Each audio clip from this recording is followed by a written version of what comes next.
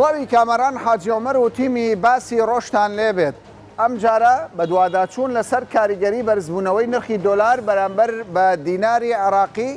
لەسەر بازاری کوردستان دەکەین. بەشێک لە هاوڵاتیان پەیوەندیمان پێوە دەکەن دەڵێن کاکە شیری منداڵان، زەیتی ڕوون، ئیخۆراک و تەنانەت ئارد، نان، کۆمەڵێک یعنی ئەو بەرهەمە خۆراکیانەی کە خەڵکی فەقیر هەژار بەکاری دەهێنێ لە ڕۆژانە لە نێو سفرەکانی خۆیدا دایدەنێت گران بووە. دەڵێن بازرگانەکان بە شێوەیەک لە شێوەکان ئیستیغلالی بەرزبوونەوەی نرخی دۆلار دەکەن. زیاتر لەوەی کە دۆلار بەرز بۆتەوە بەرهەمەکانیان دەفرۆشن. بابزانین ڕاستی ئەم بۆچوونانە ئەم سکاڵایانە چییە؟ حکوومەت چی دەڵێت؟ بەرپرسان، کاسبکاران، هاوڵاتیان بۆچوونیان چییە؟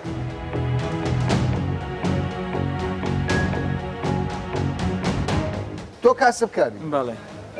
ئیشی هەماڵی دەکەیت. بەڵێ عەربانە خۆم. ئەو کاتێ من بەرنامەکەم تەقدیم کرد سەر دەلەخان بە دڵت بوو بابەتەکە. بەڵێ بابەتەکە تەوا بوو. ئەم شتەکە ڕاست بوو. بەڵێ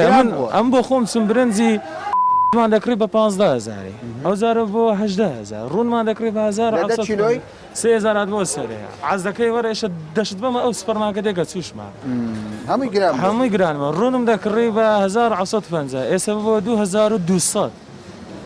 یعنی ئەم شتەکان گران بووە. ئێستا برنجەکە تقریبان 3000 هات بۆ سەر لە 10 کیلۆی 10 کیلۆ. ڕوونەکەش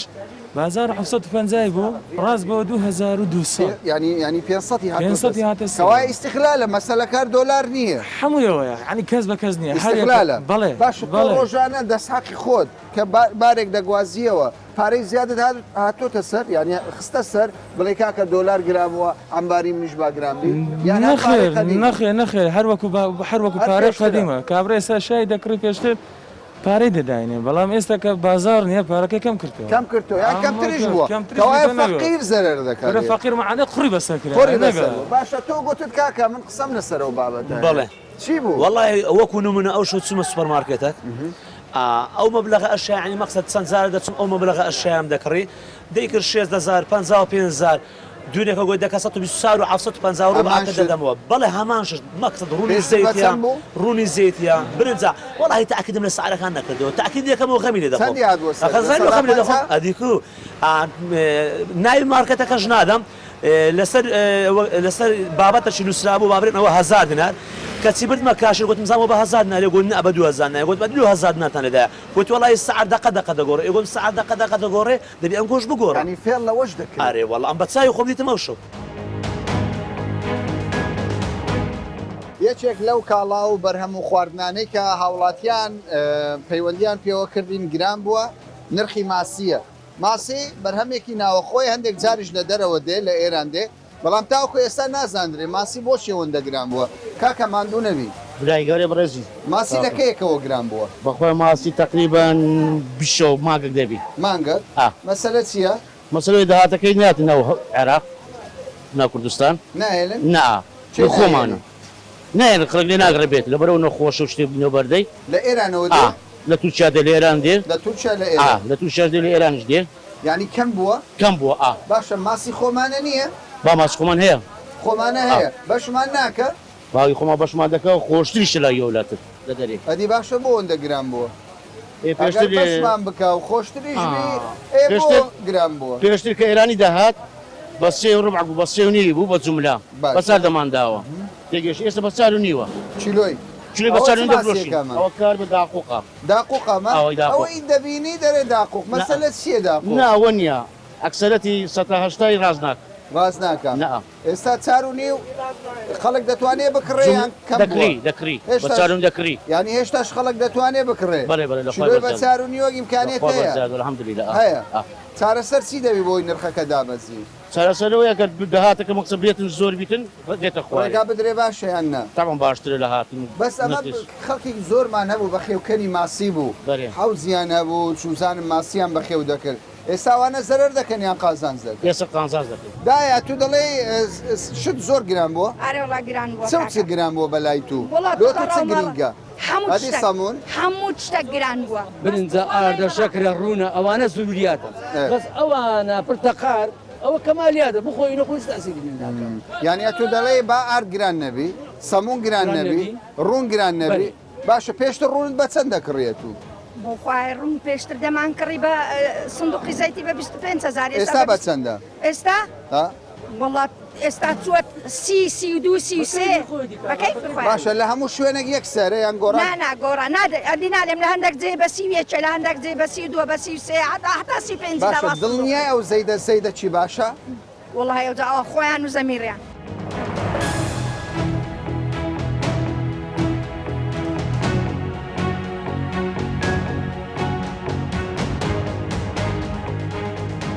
نرخی بەرهەم و کاڵەکان نادیارە یعنی بەشی زۆر لەو بەرهەمە خۆراکیانەی ڕۆژانە خەڵک دەیخوا گران بووە وەکو بینیتان بەشێکی زۆرمان خستە ڕوو کە گران بووە بەڵام لێرە من پرسیارم لە کاکی قەساب کرد گوتم بزانم گۆشت نرخەکەی چی بەسەراتوە لەوانەیە ئێوە خۆشتان بزانن هاوڵاتیان بینەرانی بەڕێز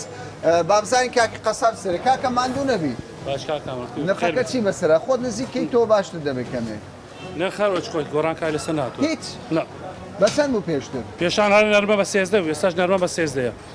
بێسکەوە گۆڵک بە 10,000 ئێستاش بە 10,000 باشە نهێنی چیە نرخی گۆشت وەکو خۆیتی شتە گران نەبی کودە گران کە لەسەر چاوی گران نەبوو لێرەش گران ناکەن گران ناکەن سەرچاوەکە چێن دەرەگۆ مەیدان مەیدانە یعنی هەمان سارە هەمان ساڵ باشە دەڵێ گۆشت گران نەبوو بەڵام لە فرنی دەچی نان دەکڕی نان گران بووە ینی ئەوەکەی قورساییەکەی کەم کرایتەوە کێشەکەی کەم کرایتەوە چی لێ تێدەگەی لەمە وەڵای لە معلوماتی گۆشتەوەوانە ئەوی لە بازاری هەر بۆ سعرانە بوو تقریبان بەزی فڕنی ئەوانە نازانمە جگەر لەبەر کرێ و گومرگ و کرێ کە لە تورکیای دێ کرێی سیارەشت گران بووە ئەوانە هارویتە سەری بە دۆلار بووە ئاساییە نان گران بێ نان گرینگە یان گۆشت نان گرینگتر نان بۆ فەقیرە باشە نان ئەو هەموو گەنمەمانەیە جوتیارەکانمان نازانن ساڵانە گەنمی چ لێ ئێستا کێشی نانیان کەم کردەوە دەڵێن کاکە دۆلار گران بووە ئار گران بووە چی لێ تێدەگەی لەمە مەخوای هەڵەیەکەیە شتەکەیە هەڵەیەکێ دەبێت یانی تۆ دەڵێ یانی دەڵێ لانی پەیوەندیدار ئاگاتان لە قوتی خەڵکی فەقیر بن گۆشتەکە گەرنەیشی خۆی زۆر میم نییە کابرا دەتوانێتن زەروری نییە دەتوانین نان و ماستی بخوات کێشەی نییە بەس نان ڕۆژانەیە فەقیر بی دەورەمەندی دەبینانی بخواتم تێگەیشتنت چێ لەسەر بازار استقلال هەیە یا خودنا والله بەنسبەت بازار بەرەوە لە ئیستقلال زۆرە یعنی دەچە بۆ نمونە دەچێت سوپەرمارکێتێک کە تۆ وەرەقەت پێەیە ئەو وەرەقە بە چەند خوردەکە ئەو دەرێت 143 لە لایەکە 145 لە لایەک 142 بە کەیفی خۆیان دۆلار بە کەیفی خۆیانە هیچ ئەوە نییە وڵا دەرێەوە بە سعری بازارێ وەش نییە سعری بازار ئەوەندە نییە بە میزاجی خۆیان نرخەکان برنجە شەکرە ڕوونە فەرق دەکایان ناکەن وەڵایی لە سعرەکی بەنسبەت موادی خواردەمەنی فەرقی زۆرە ئێستا لە سوپەرمارکێت هەیە لە شوێنێک برنج دەکڕی بە سعرێکە لە شوێنێک 1000 دینار زیاترە یان بەرزترە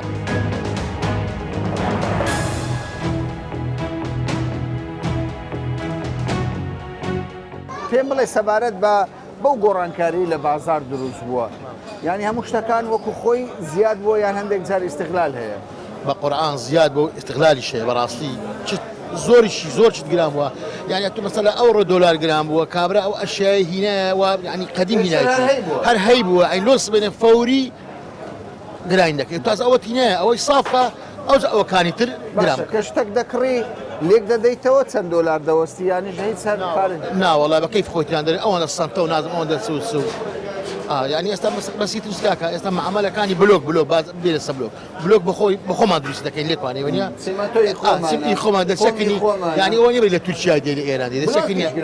بلۆچ هەمووشتە گران بووە ئارێ بەخوای قاتونیوە کاتە سەری ئارێ بەخوای وەڵڵا وایە و تاقیش بە قورئان نازم ئەو وەختی هەزاری بە 300 و چەندی بوو ئێستا نان بووتە چەند هەمووشتە گران بووە کاکە خۆی خۆمانەوە معاملەکە ئی خۆمانە معامل شیش ئی خۆمانە خۆ لە تورکیاوانە نایە پێت وایە شتێک زۆر استقلالی تێدا بکرێ خراپە بە قورئان ئەوانەی کە ئەرزاق شتی دەفرۆشن ذەخیرە مەسەڵەن زەیتە ڕوونە ئاردە ئەو شتانە ئەوانە یعنی استقلالی وەسعەکەیان کرد یعنی بەخۆی ئەوەندە گران نەبووانەوەندە کردە سەرێ وەرەقە بەدەوتی 25,000 هاتە سەرێ ئەوان هەر لە دبەچی 2003 هەیە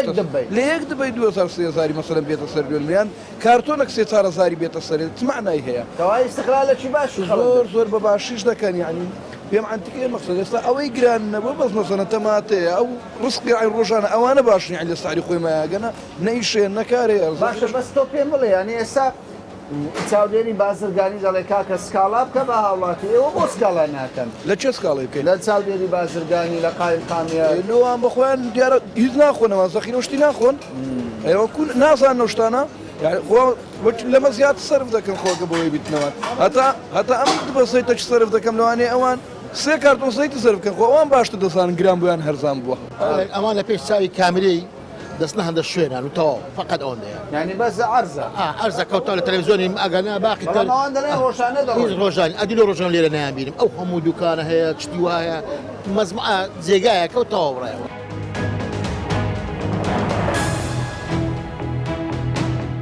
پێم بڵێ تۆ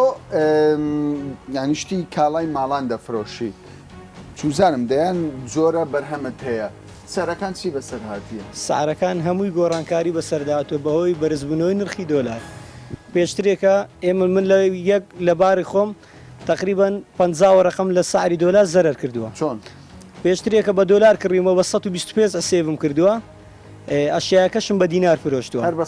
هەر بە 125 ئێستا وەرەقە بە 146 من بە قەرز کڕیمە لە بازار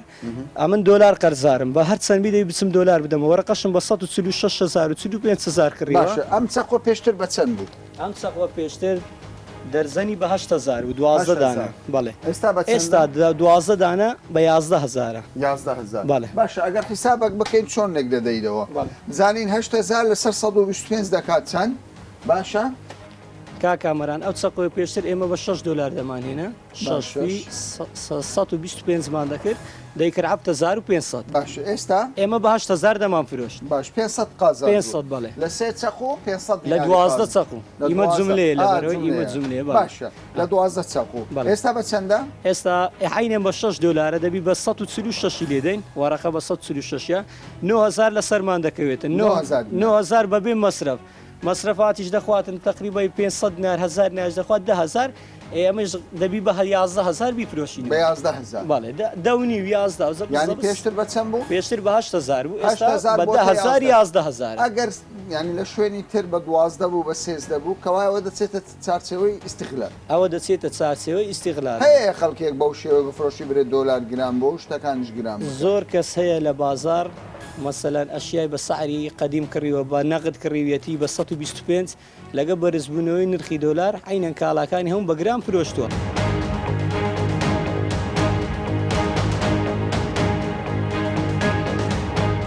هاتوونێتە ناوچەی پیشەسازی چاکردنەوەی ئۆتۆمبیل کامەش بازارێکی گەورەیە لە نێو هەرێمی کوردستان ئۆتۆمبیلێکی زۆر جار دەگوترێت ئەوەندە ئۆتۆمبیل زۆر وە خەریکە شەقامەکان دەخینکێن. ینی بازارێکی گەورە هەیە کاڵایەکی زۆر هەیە پارەیەکی زۆر لەو کەرتەدا سرف دەکرێت حەز دەکەم بزانم ئەوانە کۆمەڵێک وەستان کۆمەڵێک کاسبکارن بزانین ینی لەگەڵ بەقیمەتبوونی دۆلار داشکانی پارەی عێراقی زەرەر و قازانجیان چ بووە تۆ لێرە ئیش دەکەیت دەستنا باشە چی قازانجت بۆ و چی زەرەر بۆ لە شکانی پارەی عێراقی بەنسبەی قازانج بەنسبەت دەستحەق و شتیوە هیچ قازانجێکمان نەکردی دەستحەق وەک خۆی هەر وەک خۆیت هەموو سناعە هەموو ئێستاەکە تەکەرێکی ئۆتۆمبیل بکرێتەوە هەمان دەستحەقی وەردەگرین بەڵامش بکرێتەوە مەچینێش بکرێتەوە نفسی دەسحقا هەر پارەی عێراقی چکەیمە دۆلاری وەرناگرینەمە بەڵام هەر ئەشیایەک دێتن لە سناعی دەرێ بە دۆلارم هینایە یەکسەر بە گرانەوە دەمانداتی ئەوجە هینایتیان هەیبوو یەکسەر هەیتی 2 ساڵی دیش لە مەخزانەکانی شتی خلاص نابی کابرا بەنج فرۆشە مەشینە فرۆشە هەر شتەکە خۆیشتان نەگەیشتین ئەو ڕادەی ئەمە جارێ ئەشیەکانمان لێ هات بیتن شەمە لۆ نەهاتیە باش تۆ شۆفێری دێ بەڵێ من شۆفێرم چاکەم باشە لەو نمونە پێشێ ئەوە بە 15 دلاری بوو ئێستا بە 20 دلاریەت دەنێ هەمان شتە هەمان چیەوە ئەوە ڕەبات ئەو ڕەباتە بە 15 دلار بە 15 دلاری بوو ئێستا چی ئێستا چوومە بە 20 دلاریم کڕیت چیە با بە وڵە دلار گران بەس ئەوە هەر قیمەتی هەر قیمەتی دلار بوو بەڵام بە 15 بوو ئێستا بە 20 دەدات باشە ئێستا تۆ کاوە ینی 5 دلاری خستۆتە سەر لە ئەسڵیشدا دلارەکە گران بووە کەوای استقلالی کرد شوێنێک نییە سکاڵی لێت وڵە چی شوێندەر ئەچی شوێندەر پارە عێراقی ئەگەر وا بڕوە لە پارە ئیرانی خراتری بەسەردێ باو شێوەیە باشەکەوای استقلال هەیە لە بازار زۆر چاودێری بازار هەیە یعنی ئێستامەوە استقلالی کرایە دەڵێ لە 15 بوویتە 22 دلار یان 20 دلار ئەو ینی چاودێر هەیە تیمی حکوومەت برێ محاسبەی کەسێ بکبرێ کاکات و بۆت فرۆشتووە بۆندەی بۆ ئەمن لە سناعی نەمدیت یا شتە قەت چەند ساڵە ئیش دەکەیت 17 ساڵە 17 ساڵە نەتبینی و چاودێری قەت نەتبینی چاودێر نێتی هیچ کاتە 17 ساڵە ئەم برادەرە وەستا تۆ وەستای وانە وەستای چی فیتەری سیارەی ئەمریکیمە باشە فیتەری سیارەی ئەمریکیە من حەز دەکەم ئەمە ئیبراسکەم ینی زیاتر سەرنجی ئەوە ڕابکێشم لەوەی کە 17 ساڵە کاکی وەستا لە ناوچەی پیشەسازی هەولێر کار دەکات دەڵێ یەک تیمی چاودێری بازرگانیم نەبینیوەکە بەڕاستی زۆر جاران تیمی بازرگانی چاودێری بازرگانی دەڵێ ئێمە هەوڵی کۆنتترۆلکردنی نرخەکە دەکەین بەڵام لە ناوچەی پیشەسازی 17 ساڵە نەبینراوە باشە نەبوونی ئەوان وای کردووە خەڵکێک استقلالی بازار بکە هەر زۆر استقلالکردن هەیە ئەمنەوە هەفتەی 2000 مشکلم هەبوو لەگەر بایعان لەبەرەوەی هەر بە دلار زارە دەیاندا مەسەن ئەو شتێکە بە 6 دلار بوو ئێستا کردیانە 65 دلار ئێخۆ دلار گران بووە دلار هەر دلارە ئەوان کات خۆش دلاریان وەرگرتیە ئێستا دلارەکەشیان گران کردی لە 6 دلار کردیانە 65 دلار نا لە برێمەرەکە هیچ باشە تو جارە 6 دلارت هەبووە هەر بە 6 دلارەکەی دەفرۆشی دلار هەر دلارە لەبەر 5 دلار یاوێت هیچ لایەنێکیش نییە بۆ سکاڵای لێتۆ لە چێ بکەین نییە بنکەی پۆلی چاودێری بازرگانی شتێک ئەو شتانە نییە ئەمە هەتا ئێستا نەچینە هیچ جێیشی بەس بڕۆ ناکەم هەوی ساڵە هیچ ساڵە ئەمە پارەی نقابەی دەدەین لەوەتی لە سناعیش دەکەین پارەی ڕقابەی دەدەین پارەی زەریبەی دەدەین پارەی ئاو پارەی دەخل پارەی حکارەبا پارەی جادەوبان هەموو شتەشی دەدەین هەمومان کرێتین لێرە زیاترینەی ئێرە خەڵکی ئێرە زیاتر نەکرێتیە هەتا ئێستا هیچ ڕقابەک نەبووە نە ئەشیامان لەو هەرزاکە ئەگەر ڕقابە هەبی باش دەبێ ئەگەر ڕقابە هەبی کو باش نابیت بەڵام یەک کێشەی تر هەیە من پێم وایە ئەو کێشەیە زۆر زار دروست دەبێ ئێوە کە شۆفێرن هەندێک جار خەڵکێک دەچێت مەواد دەکڕێ پارەکە دەدا 100 دلار دەدا یەک دەڵێ بە 145 یەک دەڵێ بە 143 یەک دەڵێ بە 142 حالەتانە زۆرە لێرە ئەو حالەتانە زۆرە لەبەرەوەی دیسان ڕقابە نییە کە ڕقابە نەبی محاسبە نییە کابرا هەر کەس بە کەیف خۆتی بە 100 دلاری دەکڕی بە 300 بداتەوە دەزانی بێ منەتە یەک کەس دەی سوال ناکاتن کاکالو یعنی بەو سعرت کڕێ بەو سعرەی دەدەوەکردنەوەی دلارش کێشەیە وا بزانم وانە دەچێت دوکانێک دەڵێ کاکا من ئەک دلارە وەڵی وەرناگرم پەنجای وەرناگرم یا 100 دلار بە 145 دەگەڕێتەوە سەرەوەی ئەتو پارەکەت ساچین نی ینی ئێستا دونێ دلار دونی ئێواری بۆرسە قەپات بە 145 و نیوی ئێستا بەس بەنی بوو 46 و 700 یعنی کەوایە ئەتو پارەی خۆت پارەی عێراقەکەت ساچین نییە بعدیەوەی لەسەر موادی سیارەی ئەموادی ناینیم ئێستا من سیارم تێکسۆلێرە تازە چیمە موادم کڕیا گران بوو یا هەرزان بە نسبەت گرانی و هەرزانیەکەی ئەمە دلار لە سەدا پارەی خۆمان سەدا 20 هەتا 25 دلارەکە گران بووە دلارەکەی پارەکە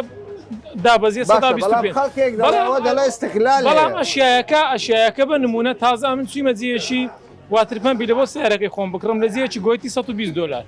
لە جێیەکی دەرێت 100 دلار چویمە حینەن جێی بە 50,000 ناری کڕیتم 50,000 لە شکلێک ڕادێتە بوو باشتەی ڕۆم دلاری فەرق بوو باشتەی ڕۆم کەم و کا کامران بەنسبەتەوەی ئەو 100 دلارە چیمە جێیەکی کابرایەکی محتەرم لە ڕوودنەرێم بەمنی گۆیتی کاکە وەڵی ئەمن هەموو ئەشیاکەی دێنم ئەوەی ئەتو دەرەی لێرە ئەی بە 100 دلار و 120 دلاری دەدرێتێ عێراقی ئێرانەیە بە بیلادی دەداتێ فێڵ هەیە کوالیتەکە کەوای ئەمە ئێستاکە ینی چاودێری نییە ئەمە تەمەنی خۆم یەکەم زارە واتر بم تێک بچیتن باشە بە بیلادی دەمداتی بیلادی نییە جەمبی من چییە لێرە دەبی حکومەت ڕقابەکی بەهێزی هەبیتن ڕقابەکی بەهێزی هەبی لە بۆ جوداکردنەوەی ئەشیایەکان بۆ بارکۆدکردنی ئەشیایەکان مەفروض باشە کەوای ئەوەی دەیبینن کۆمەڵی کاسبکارن لە ناوچەی پیشەسازی هەولێر کە ناوچەیەکی گەورەیە چەند هەزار دوکانی لێیە زیاتر لە 8,000 دوکان زیاتر لەم شوێنەدا هەن وە بزانە لە هەر دوکانێک چەند کەسیش کەسابەتی دەکا چەند ئۆتۆمبیل ڕۆژانە چارێکرێتەوە ئەوەی ئەوانە داخوازیانەیە وەکو خۆیان دەڵێن 17 ساڵە لێرە وەستان چاودێری بازرگانی غایبە برادەران لە وەزارەتی بازرگانی تکایە کۆنتترۆلی ئەو بازاڕە بکەن لێرە ئیستیغلال هەیە کوالیت خراپە هەندێک جارش لە مەسلەی سەر ئیستیغلالێکی زۆر بەهۆی بەرزبوونەوەی نرخی دۆلار بەرامبەر دیناری عراقی دەکرێت.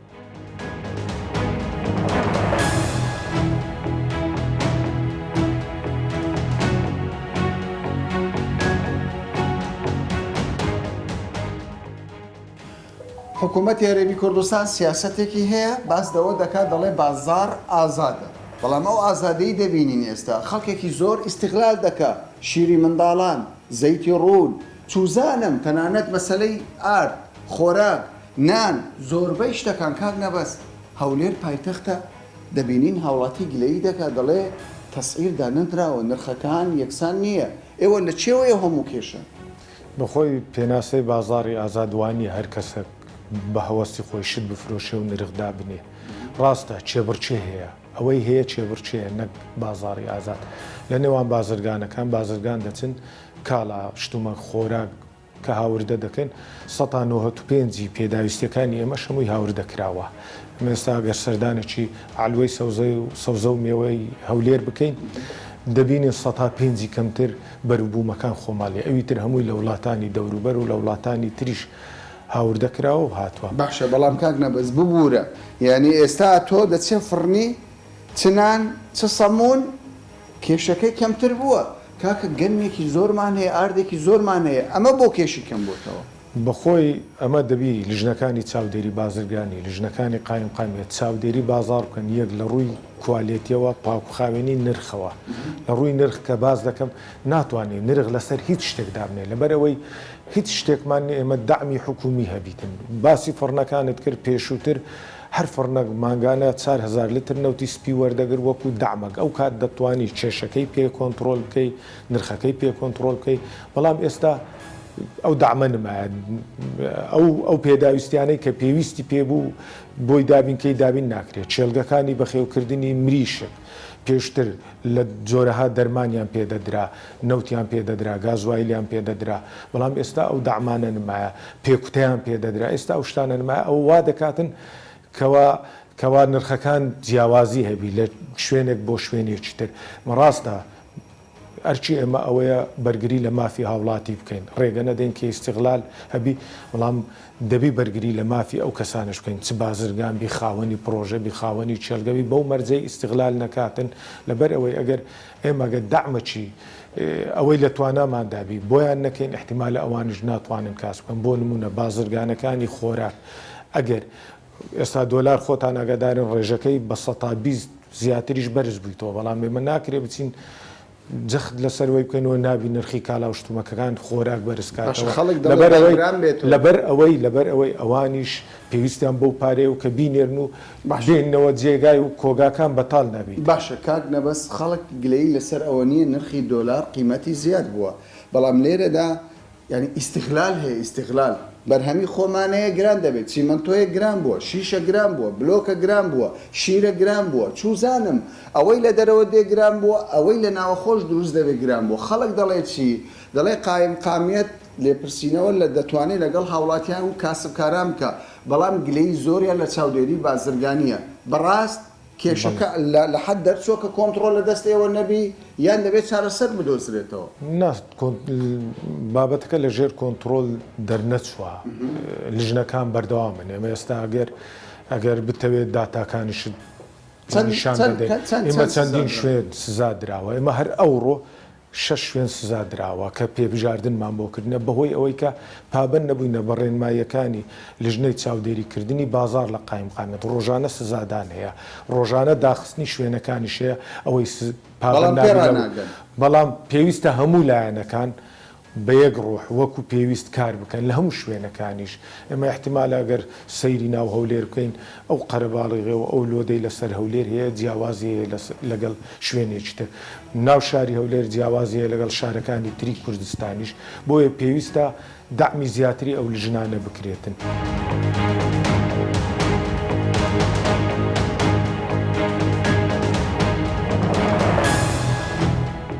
بەشێکی بەرچاو لە هاوڵاتیان گلەیان لەوە دەکرد کە ئیستیغلال لە بازار هەیە ڕاستە دۆلار گران بووە بەڵام زۆربەی کاڵاکان لە قیمەتی دۆلار زیاتر بازرگانەکان دەیفرۆشن بەرپرسان دەڵێن ڕاستە ئیستیغلال هەیە سەرپێچی هەیە هەندێک ئیجراعاتیش کراوە چەندین دوکان داخراوە بەڵام بەهۆی کەمی لیژنەی چاودێری لە نێو بازارەکانی هەرێمی کوردستان بەشێکی زۆر لە مارکێت و بازرگانەکان ئیستیغلالی هاوڵاتیان دەکەن بە بۆچوونی ئەوان چارەسەر فراوانکردنی لیژنەی چاودێری بازرگانیە زێدەکردنی لیژنەکانە بە پێچەوانەوە بازار لەلایەن بەشێک لە بازرگانەکان هەر بەم شێوەیە ئیستیغلال دەکرێت سەرەڕای ئەوەی کە بەشێکیشیان سزا داون تا باسێکی دیکە و بابەتێکی دیکە بەخواتان دەسپێرم.